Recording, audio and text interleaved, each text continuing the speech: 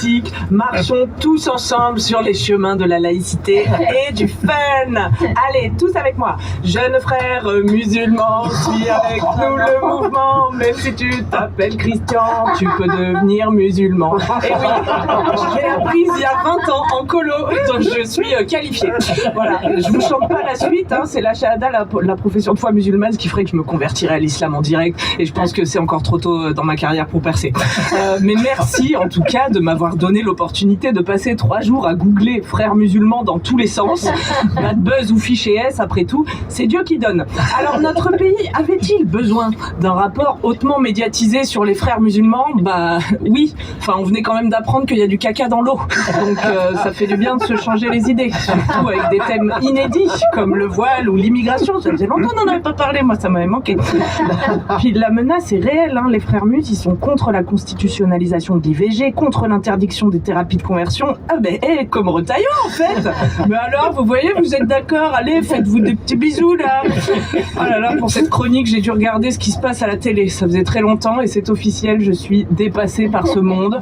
Oh là là, j'ai appris, alors rien à voir, hein, mais vous savez qu'il y a des mecs qui payent d'autres mecs pour faire des footings à leur place sur Strava afin de leur fournir un alibi pour tromper leur femme. Oh là là, ça va pas fort hein, chez les blancs hétéros.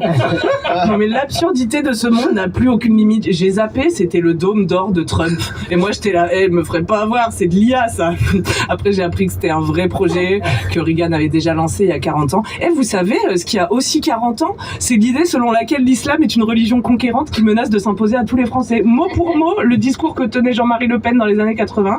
Alors petite innovation quand même, maintenant si vous osez dire oui, parler de l'islam comme un danger chaque jour dans les médias, peut-être c'est islamophobe, et ben nouveauté, maintenant l'islamophobe vous contre-islamophobise en vous disant quoi? Non, nous on parlait juste des frères musulmans, hein, c'est vous qui faites des amalgames, c'est vous les islamophobes, selon la fameuse règle scientifique de c'est celui qui dit qui est. Alors pourquoi Bruno Retailleau fait un max de drama autour de ce rapport? Est-ce que c'est pour préparer le terrain des municipales, de la présidentielle? Non, moi j'ai ma théorie. Il a trompé sa femme, elle l'a grillé, et il peut pas faire courir un mec sur Strava à sa place.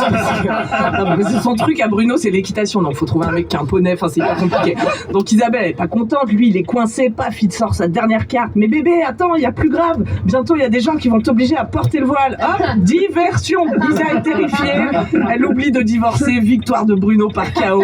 Entretenir la peur de l'autre, c'est vraiment notre sport national quoi, les champions du 110 mètres N. Qu'est-ce qu'on est bon là-dedans, putain. Alors moi j'ai pas de solution toute faite, mais il paraît que le contraire de la peur c'est la foi. Donc les racistos, peut-être trouvez-vous une spiritualité, ça vous occupera, puis ça vous détendra les organes. Et puis même si vous vous appelez Christian, vous pouvez devenir musulman. C'est quand même des bonnes nouvelles ça.